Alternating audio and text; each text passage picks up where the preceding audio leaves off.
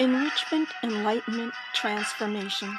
Rabbi Yisroel Cutler, the spiritual leader of Chabad of Cary, North Carolina, guides anyone who has been searching for a meaningful life and conscious living. Join our discussions about the mundane, our daily activities, and then infuse every day with a spiritual twist from the inspired sages of the Talmud and Jewish mysticism, which many call Kabbalah. We learn from the root source of all religious monotheistic traditions and delve into the symbolism and levels of meaning from biblical stories.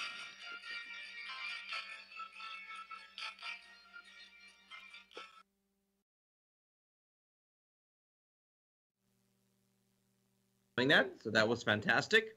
In addition to many others, but 3-4 of the regulars here. A welcome to everyone here in Chabad of Cary. Today is January 17th, 2017, and we begin a new book of the Torah, the second book of the Torah. Our books have not yet come in the mail, which is why I made copies. And to save paper, I put it in booklet form, which made it super small. I apologize. So we begin a new book, the most famous book, the story of the Exodus, or this parsha is the story of the slavery. We're going to focus on one little part of the story that doesn't get mentioned often. By way of introduction,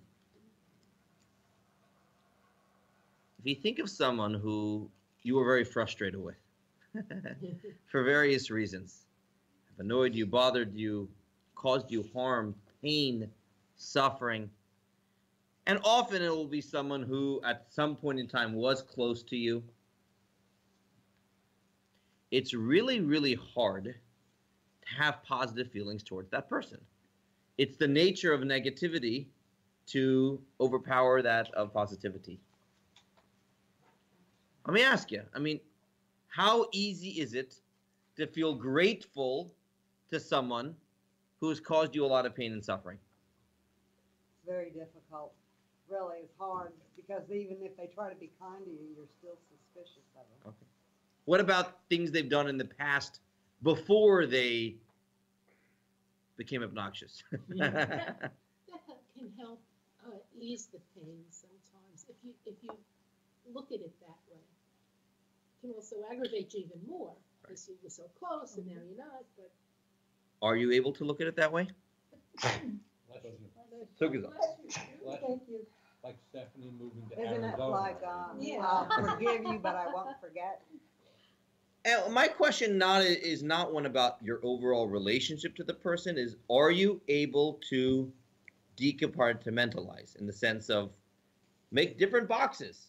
And I'm happy for the good, and I'm still not over the bad, but that doesn't erase the good. That is my question. Do we humans have the capacity to do that? Yes. It's a challenge.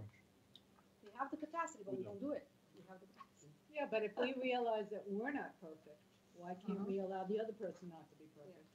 Right. But let's talk about someone But who he's we talking think is about someone- worse. Yeah, He's- worse. He's not talking about a little flaw. He's talking about a big hurt. yeah, I'm talking about a big hurt. And I think sometimes what happens is I don't want to feel grateful for even the good they did because that somehow means I forgive them for everything else. No, it doesn't. It doesn't. It means that I was grateful for A, and at the same time, I can be hurt over B. We have a hard time doing that. Yes.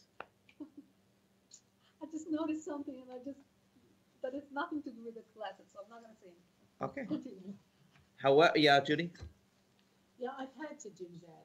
I had a tremendous hurt from somebody very, very close to me, and I had to decompartmentalize that. And after 6 months, I finally said, okay, that's what I've got to do. And I have to tell this person I forgive them for the hurt they did. And of course, when they said, what are you talking about? Right. So it took a little bit longer, but that hurt is still decompartmentalized from other things. That's hard to do. It's hard to do, but it takes a long Of course. time, but you can do it. You can do it. And today's class is not going to be about the forgiving and the forgetting and any of that. Today's class is a topic I'm passionate about, and that's gratitude, and gratitude in particular to Rav situations. Okay. So the Jews spent a few centuries in Egypt. Okay, do you know that? A few centuries. So this parsha discusses the slavery. I find it odd how short the Torah spends on the story of the slavery. We have a lot about the redemption. It says it in a few verses, but those few verses were centuries. And that's a long time, just to think about how bad it was. Numerous generations. You're born as a slave. Your children are born as slaves. It was long. It was long. The last 86 years were the ones that were the horrific years, but there were centuries of slavery. As we know, it was gradually getting worse and worse. A few hundred years, yeah. I heard that the killing of the firstborn male was not just for the Jews, it was also for the... You mean not just for the Egyptians, also for the Jews? No, not just for the No, Jews, no, no. but also for the Egyptians. He's talking about what the Pharaoh did. Pharaoh's decree was not only for the Jews, but also for the Egyptians. There is the literal pshat, Pharaoh tells the Jewish midwives, you are correct, there is a midrash that writes that. And the reason is, remember the astrologers? Yeah. They predicted. They predicted that there would be a boy that would be born, and it was kind of hazy, is he a Jew? Is he a not Jew? They were onto something, right? Because Moses grew up in an Egyptian house. So there is a tradition that the decree also killed the Egyptians. I don't know if that is the shot necessarily, Okay. but there is a tradition that was so. Indeed. Which is, what dictators do. They end up hurting their own people, Okay. I wonder why the Egyptians didn't rise up against, like they're killing. Like they did finally at the end when it came to the right before the last plague. Well, it was a fairly brutal place. Yeah. And not, everybody didn't have a lot of freedoms. Yeah, we could have asked that question in many regimes. How come people didn't just, Yeah. We tend to look at it as the world today. People go on protests and march. I mean, it was a little kind of different society. America Back then. The world today has got problems. That's true. That's true. In any event, so the Jews spent hundreds of years there and endure murder and suffering and no rights whatsoever. And we fast forward to the last book of the Torah. And in the last book of the Torah tells us in Deuteronomy, why don't you read, Marty? Text 1a, it's small. Do not reject the Egyptian, for you are a guest in his home. Right. Lo tita'ev adomi ki achichahu, lo tita'ev mitzri ki garita b'artzo. This is a verse that is part of a bunch of other laws that has to do with who are allowed to marry and not allowed to marry. And in the middle of all of those, it talks about bans on certain nations from becoming a Jew. And some nations can convert right away. Other nations, they're never allowed to convert. And there's some nations where it says there was a 3-generation ban. And after 3 generations, they were allowed to.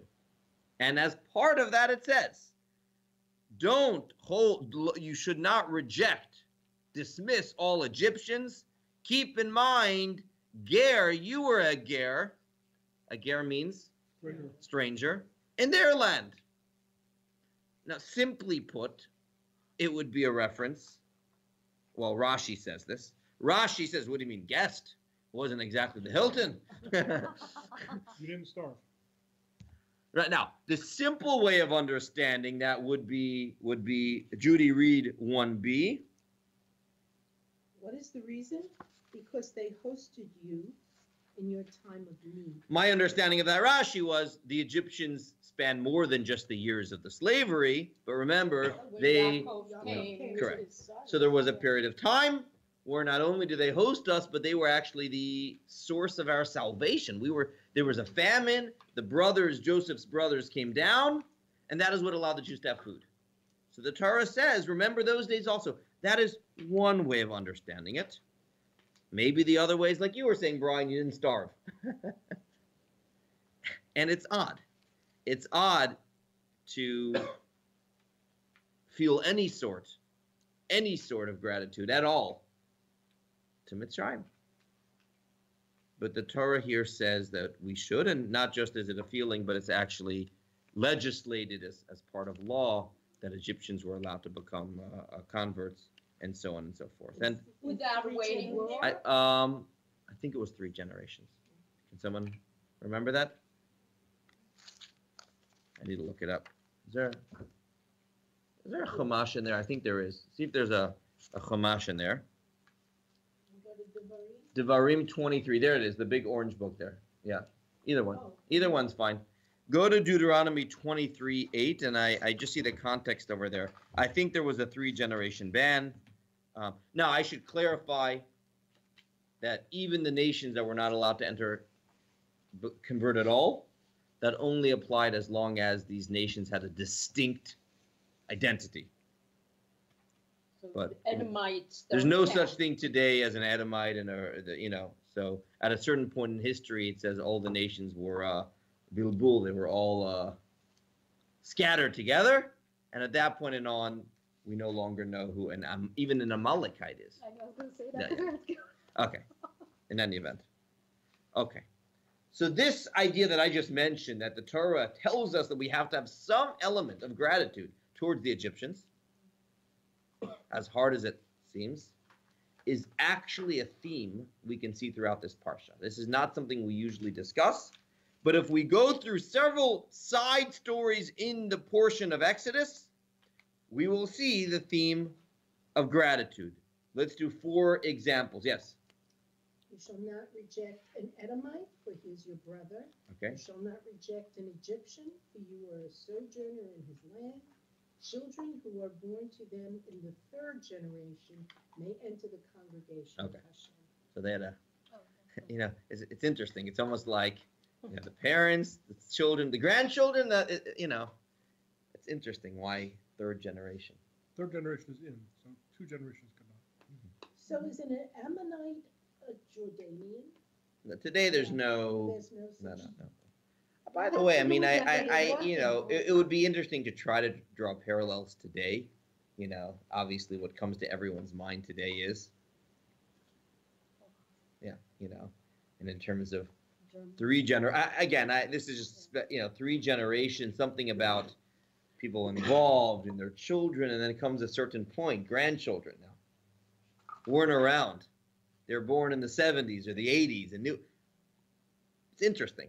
It's an interesting thing. It's a very emotional topic, and whenever people, Yeah. Well, or more down to earth. At one point, will it be acceptable to purchase German automobiles? There are a lot of families that still won't do that. I look at that more of an emotional kind of Yeah, thing, and if someone, Marty, any thoughts on purchasing German automobile? Germany is Israel's biggest benefactor, so I Well, think okay. you help Israel by buying So, German cars. yeah, so the answer there would be, get over it. Israel did. I wouldn't tell a Holocaust survivor No, or no, a no, family no. of Holocaust survivors that, Right. but if you wanted to have an intellectual discussion about it, I think it would be That's a fair pretty to powerful say, I think it would be fair to say the Torah says you don't punish grandchildren because of the sins of their parents and so on and so forth. But for those that carry on to those emotions, no words. No words, I understand that.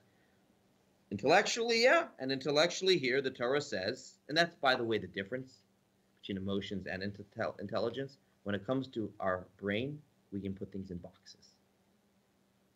We can put things in boxes. We can say, this part is upset, this part is angry, I started off, can you decompartmentalize? If you're able to make it an intellectual issue, yes, the nature of the heart is, it becomes all encompassing. Thank you.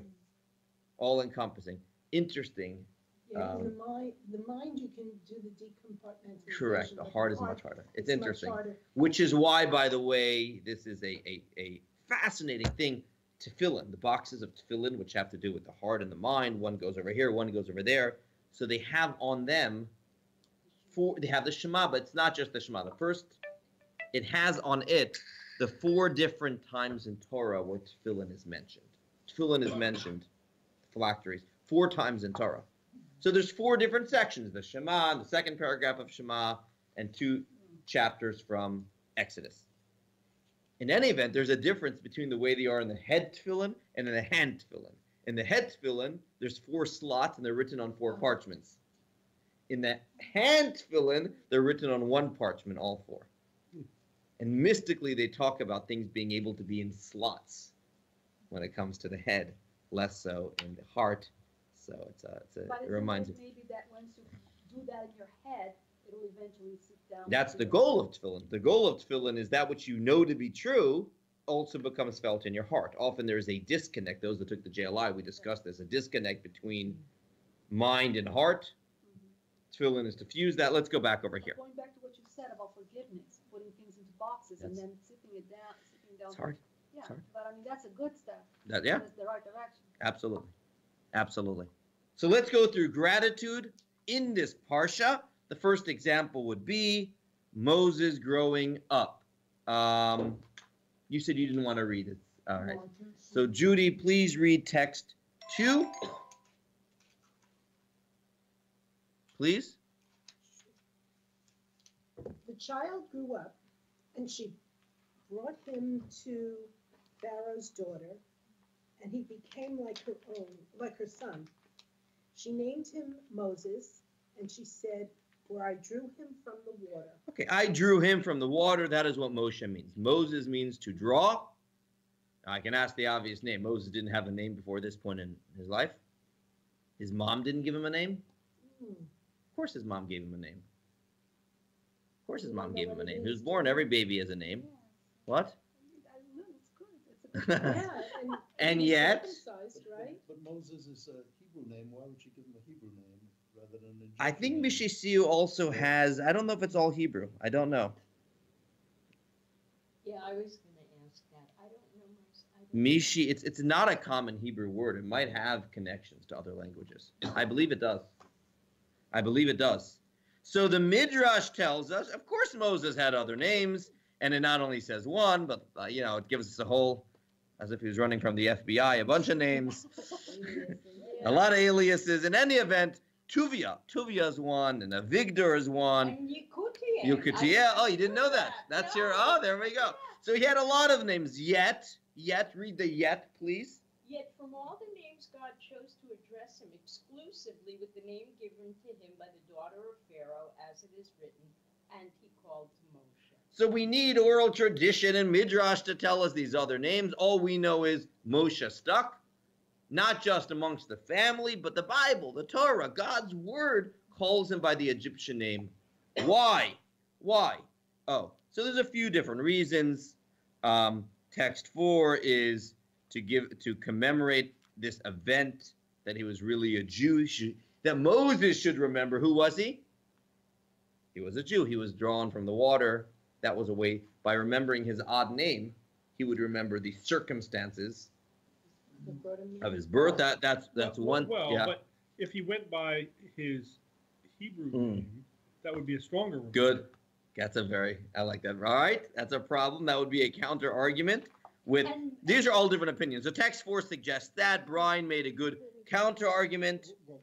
Any of those. I'm going fast here. So that was text 4. She says also, when we were slaves in Egypt so many years ago, we kept our Hebrew names. Oh, My kept our name Hebrew is- name. Yeah. My name. I taught. You taught that song. So text 5 suggests that by being saved from the water himself, it was foreshadowing that Moshe was going to be a savior, in a Jewish sense, of other people. Okay, he was going to save other people. But finally, the one I want to focus on is text 6. The third reason the Midrash writes, he kept the name Moshe. How? And she named him Moshe. From here received the great reward for kindness. Although Moses had many names, the exclusive name used by the Torah is the one that the daughter of Pharaoh gave him. Even God himself did not use another. So there's a gratitude to Batya, who we sometimes fail to appreciate the act that she did in saving Moshe from the water. Because even though she was Pharaoh's daughter, if Hitler's daughter was saving Jews, I don't know what would happen to her. Right? Especially in those days, the rights of women, with everything else. So she risked her life, perhaps. She risked a great deal. She sacrificed. The Torah wants to show her this hakarat hatov, this gratitude. And therefore, we don't even know of any of the other names he has, and that name stuck. So that is the first example in this story where we see the idea of gratitude. Example number 2. Example number 2. We know that in the Parsha, Moshe doesn't want a job. He doesn't want the job at all. Why didn't he want the job? He said he couldn't speak well. Okay, one, he That said was he his stuttered. excuse. He wanted He said, "I'm unemployment. a brother. People aren't gonna believe. They're not going to believe me." Numerous times, I don't want it, I don't want it. There is a commentary, again, this is one commentary writes, that he was uncomfortable with the fact that he would have to, again, Pharaoh, he grew up in Pharaoh's house at this point in the story. His grandpa. It's his grandpa. He was uncomfortable with repaying, again, a certain kindness in the fact that that is where he got his food, with afterwards being the messenger for all the plagues. So Moshe himself was uncomfortable with that role until Hashem had to tell him, this is your shlichus, like it or not, in which he finally said yes. But he wasn't, this is your mission. But he wasn't running to do that, again, because of this confliction he had inside with, he saved him. You have to laugh when you read that, though. What? God had to come back to him, and I was like, can you imagine the scene? God saying, do it, and you saying, No, I don't feel like I can't do this. No, please, I can't. You know, I mean, I see that. Moshe. Yeah, exactly. No, Moshe. Yeah, Moshe. I see that more. I mean, when I see that story, what I see from that story is just what leadership means. Leadership doesn't mean I want, but rather I'm needed. You know, that's what I see. All the great leaders, Jewish leaders, didn't want the job. It's so different than today, in which you're out there convincing everyone that you're the best, versus people, you know, please, we want you kind of thing, you know, which could happen today also. I'm not saying that can't happen today, and you know, I you know what? It doesn't. You know, I had a interesting. I had a cousin run for a state office this year. He lost in Texas, but one of his reflections afterwards is, people don't realize this is rough. This is hard. You know, the whole process of running. I gave up my regular. This was on a local level. Gave up my regular income for the year. All I wanted to do is, in his mind, he wanted to be of service. I mean, that, and he's like, we all politicians all have such a bad. I think a lot of them are patriots. Yeah. I think most of them at least start as patriots. Yeah. And then they get into the fight and it gets a little harder. Right. But it was interesting observation that I had. He was just telling me from his, you know, feeling that he wanted it for the right reasons. He sacrificed a great deal, and it's hard for him when everyone dismisses them all as corrupt. You know, that's. Like Michael Bloomberg, we wanted him to run for president. He didn't want it. And my impulse was to say, you know, Moshe Rabbeinu did. All right.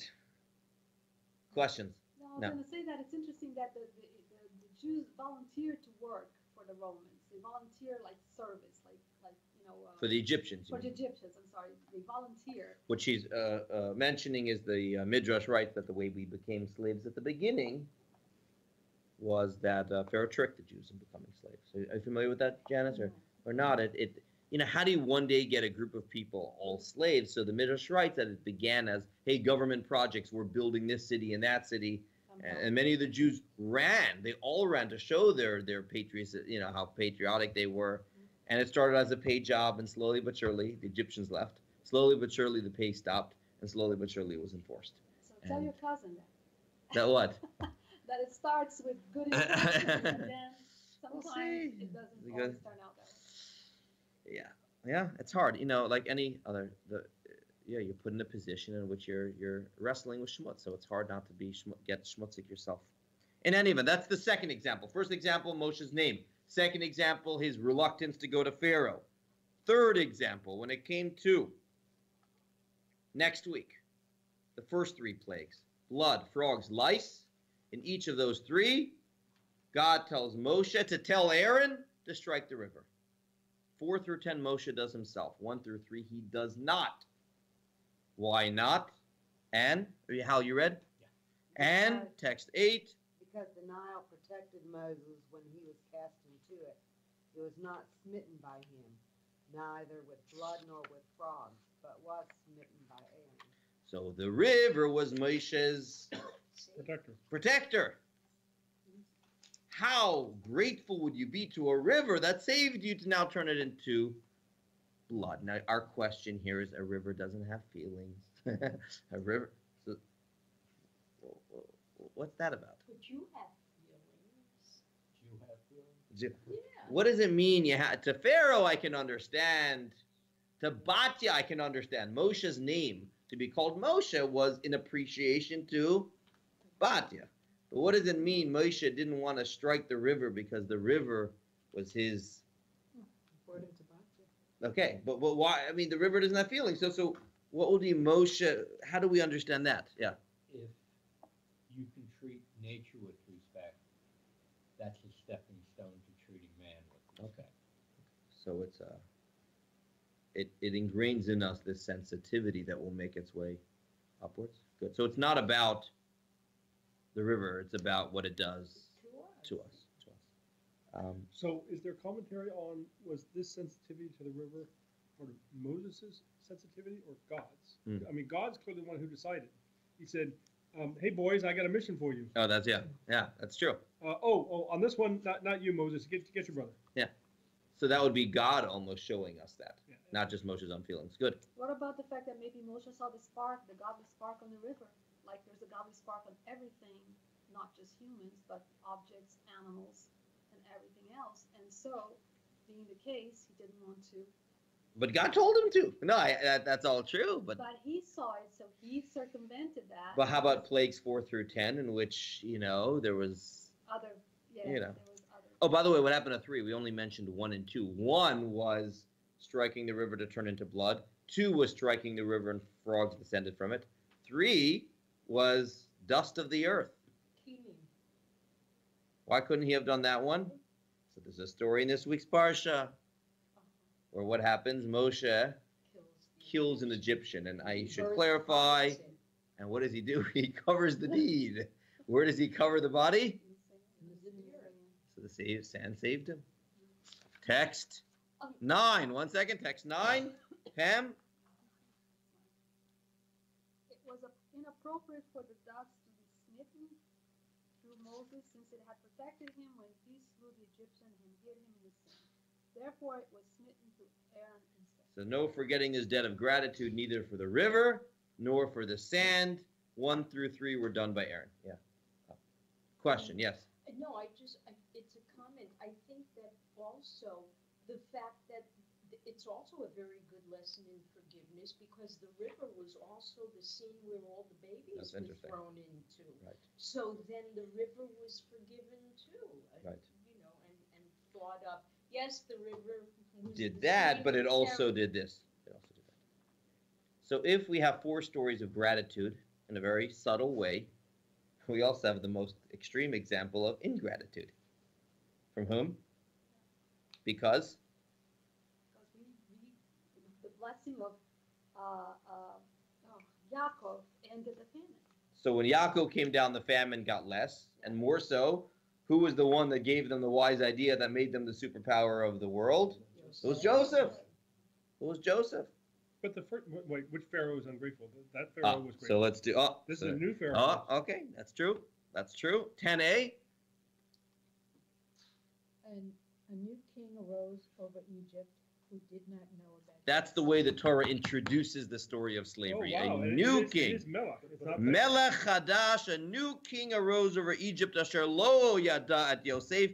This king didn't know about Joseph, and he enslaved the Jews. Well, but he had to know it was a big enough thing. History would be there. So Yeah. So it's not believable that the king didn't. But know. it's been 300 years. He just didn't. Well, he didn't want to know. But he didn't have a 101 history class should be, Egypt was the superpower because all the nations of the world brought their money there when they had to buy food.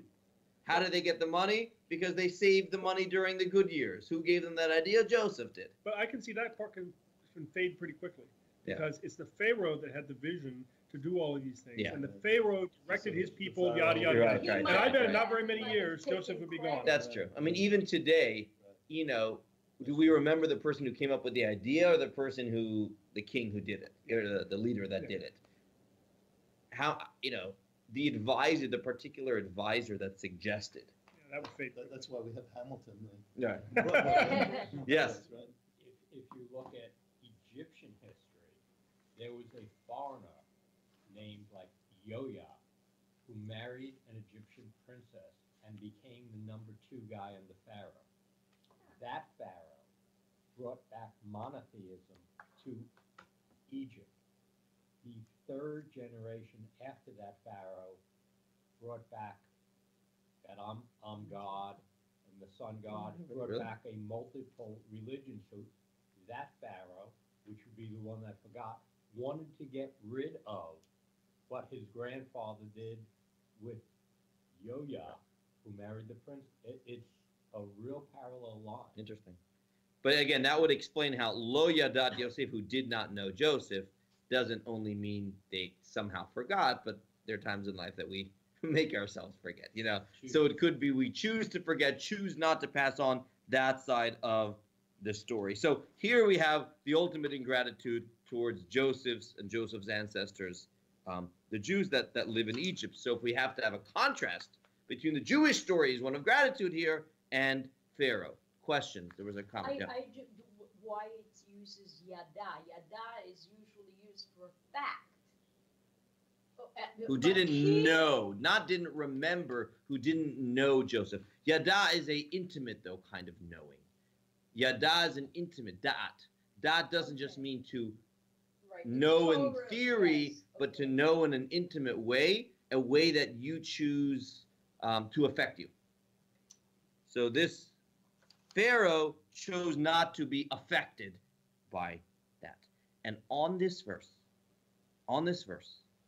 the Midrash writes about the dangers of ingratitude. Okay. Did he really not know Joseph? Rabbi Avin said, this can be compared to one who threw stones at the king's friend. The king commanded, chop off his head, for tomorrow he will do the same to me. Thus scriptures write that today, He- 23, okay. He did not know Joseph, but tomorrow he will say, I do not know God. Hal, that's like what you said. So the Midrash writes, lack of appreciation to others quickly spills over into no appreciation for God. So this Midrash writes, he didn't know Joseph, and the same thing, because Pharaoh, by the way, says a little bit later in the story, when Moshe comes for the first time, and Moshe says, God sent me here, Pharaoh's response is, who is God? I don't know who that is. So this, right. So I think that must be what this Midrash, it doesn't quote that verse here, but the same person who didn't know Joseph, when you have ingratitude towards a person, that trait, the Torah says, is so awful, one is unable to appreciate the good that God does as well, and it has a few other texts here as well. He who does not acknowledge the good of another person will eventually deny the good that Hashem does, and then the Midrash writes even more so, not that you will eventually, but not acknowledging good of another person is tantamount. It's equal to denying the good that Hashem does. So now that we can see these ideas that the Torah associates gratitude to others as gratitude with Hashem, I think we can also better understand gratitude even to a river, or even to the dirt, or even to the dust. Because the Talmud writes in text 13, let's do this next. 13. Into the well from which you once drank water, do not throw clods. You ever hear that? They have a modern day expression. Did you know that what's the expression today? It's not nice. Don't The spit. one I know. Don't is- spit. It's Don't not say nice. it. Is that what is it? Don't spit on the plate that you eat from. Oh, that's it, yeah? That's a saying. Okay. It's maybe I think there's don't spit into the saying. well. Spit or something. Okay, there's another one. Well, the Talmud words it this way. So why is that? How you mentioned because you are making yourself not grateful, and it will quickly spill into not gratitude for other people, which will in turn then turn to not gratitude to to Hashem. There's a deeper way of looking at it as well. One who's a deep, deep believer believes that everything in the world, stuff, even things, are what? My job isn't just I happen to get a job that gives me my livelihood, but that job was orchestrated by God in order to be my source of livelihood. And therefore, not having gratitude towards it isn't just about the job, but it is also not having gratitude to the one who sent me the job. Similarly with the river, similarly with the sand. So the deeper, the Kabbalistic perspective on the sensitivity of the river, right, is acknowledging that the river was the one through which his brachas came down to. And I think the same thing can be true the way I started off class when it comes to difficult people. When you have in mind that this person was God's messenger to do good for you in some way, I think it's easier to divide, to decompartmentalize between that and the negativity that they did it. At this point, they did good. They were Hashem's vehicle towards the good. Yeah, and that job is giving me my livelihood. Yeah, the boss is a pain. And yes, I'm looking for a new job. And absolutely, that's true. That could be true. But Hashem sent me this in order to get Parnasa. And in a sense, the Nachmanides writes, no, this is not Nachmanides. 15 is Nachmanides. Okay, 14. Let's do 14 first. Okay. It is a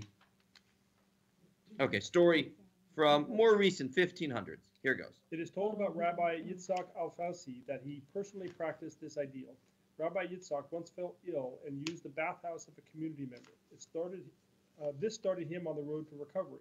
The owner of the bathhouse invited the rabbi to stay with him until he was completely healed and catered to his every need until he was fully recovered. Time passed and the fortune turned against the owner of the bathhouse, compelling him to sell it. Rabbi Yitzhak declared, I will not preside over this matter, not the evaluation, the sale, nor anything related to this bathhouse, for I personally benefited from it. Now, if the rabbi demonstrated such gratitude to an inanimate object that has no feeling, certainly, and to an even greater degree, we ought to behave this way with people who can sense benefit or anguish.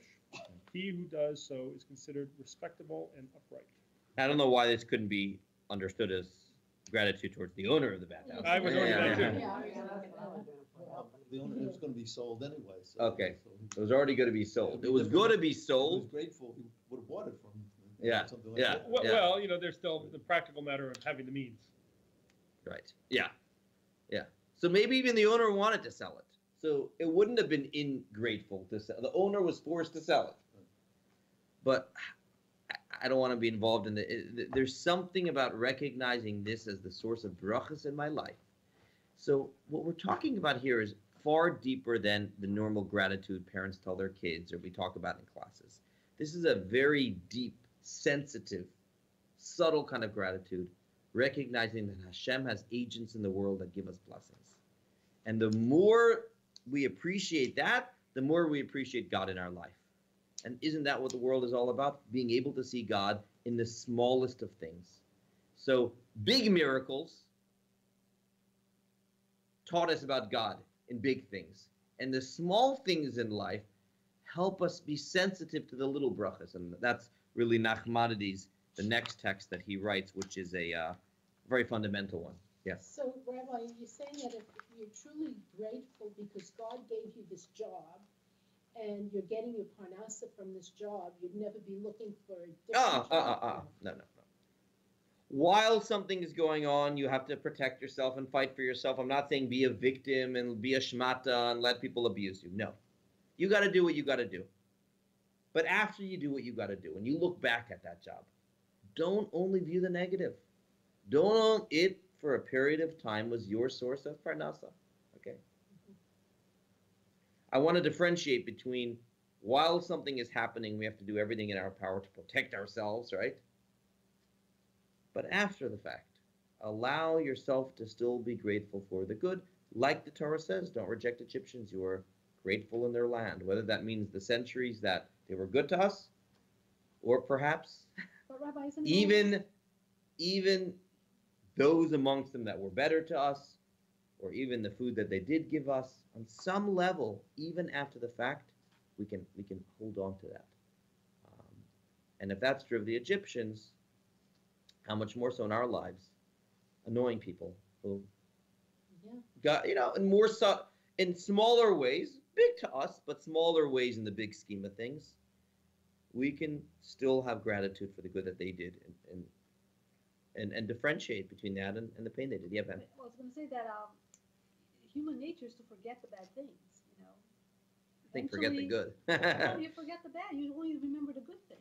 I hope. That's why moms keep having babies. Okay, that's a different story. That's a different story. You forget the I bad want to things. finish with my mom. Nachmanides writes a beautiful text. By the way, this text also answers another question people always ask: why are there not huge miracles today like there used to be? And he says that the point of miracles were to establish once and for all our faith, but the goal after that was that we have to do it on our own. Where are we up to in the reading? This is a profound text. And now I will tell you an important principle for all mitzvot. From man's first days on earth, belief in one God became fraught with doubt. Therefore, when God wishes, he performs private or public miracles that send the entire course of nature into upheaval, casting away all doubt. The wondrous miracle unequivocally proves that God runs the world and is indeed cognizant and aware of every detail that transpires. Because God does not perform miracles for the sake of every non-believer in every generation, he commanded us to constantly remind ourselves of past miracles and relay them to our children, grandchildren. So that's why Exodus and Sinai and all of this is so part of history, because that made us believe. Continue. The Torah is very strict on this matter. For example, punishing one who eats comets on Pesach with the severe punishment of karet, and many more mitzvot that are to remember the Exodus. The purpose of all such mitzvot is to remind everyone in every generation of the miracles that God performed, thus refuting any non-believers. And from the open mouths, man... No, from the open... miracles, Once one believes in the bigger miracles, then... And from the open miracles, man recognizes the hidden miracles that are the foundation of the entire Torah. A person has... Harsh, wow. A person has no share in the Torah of Moses, our master, until he believes that every event and detail of life is not mere chance, but a miracle. Ooh, Nachmanides was quite a hardcore believer in divine providence. I didn't realize this, so I never saw that text from him. He writes, big miracles establish God's control, but the goal is that in the smaller and smaller areas of our life, we should see the hand of God. And therefore, gratitude is so important. In things, in people, because you are acknowledging that at this point in my life, they were the vehicle through which my brachas came. And of course, you have to have gratitude to them on a personal level also, because they acted with their freedom of choice to give you that. That's not today's class. Today's class is about recognizing their being God's agent to give you brachas. And when you're able to do this successfully, it makes it easier to do it even when those same people did some bad. And that, because of time, we won't do the last couple texts, but the last couple texts discuss when you do have that anger or jealousy towards someone, the ability to have control over your heart and to still treat them well. And it helps when you're able to decompartmentalize like this. Yeah. The other thing it talks about here, of course, is teaching your children, grandchildren, door to door, which is a sort of basis of Judaism. So it's not only enough for you to realize the goodness, but to make sure you pass that on so your children and grandchildren don't forget. Yeah, absolutely. I like this text because it answers the central question: how come miracles like this don't happen? And that today, that was never the goal. The goal was to establish once and for all. So we'll finish here just to summarize again. Throughout the Exodus story, we have 4 examples of gratitude: Moshe's name, Moshe's reluctance to go to Pharaoh, Moshe not hitting the rock, The water. the water, And the earth. earth. There was one more in there. There wasn't the rock? No, not the rock. There was Yeah, one more I the forgot. sand and the water. The sand and the water, And his going name. to Pharaoh, his name. And reluctance to see Pharaoh. That's 4. Okay, good. And then Pharaoh's ingratitude. And the Torah equating, saying it's a very slippery slope. When one's not grateful to someone else, very soon they won't be grateful to God either. You could learn that simply once you cut yourself off from gratitude, you won't see it anywhere. or the deeper spiritual way of looking at this is the goal of life is to become so in tune to Hashem's hand in everything that you see your job and people and stuff and a river as Hashem's vehicle filling you with, God help me here, God help me there, God help me there, thereby giving you that gratitude. And Egypt would represent being closed off from that. There is no God, or there is no God that's involved in my life. While the exodus from Egypt is opening us up to a reality of miracles, even in the small parts of our life. Yes? For me, I find that if I am truly angry, walk away from it. In other words, exile myself from the situation. It's not worth the anger. Right. So, Until for you me, can. exile can be a good thing. Yeah, that would be stage one. Stage one is to remove yourself from it.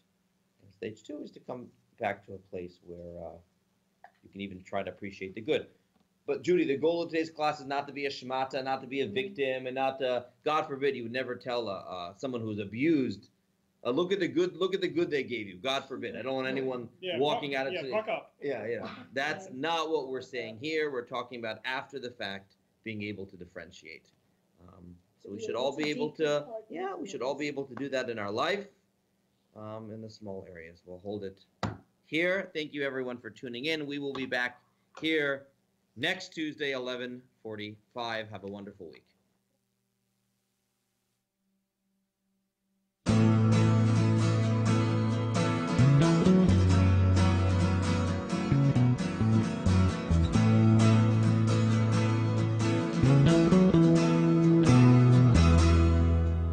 You are tuned to the Nissan Communications Network.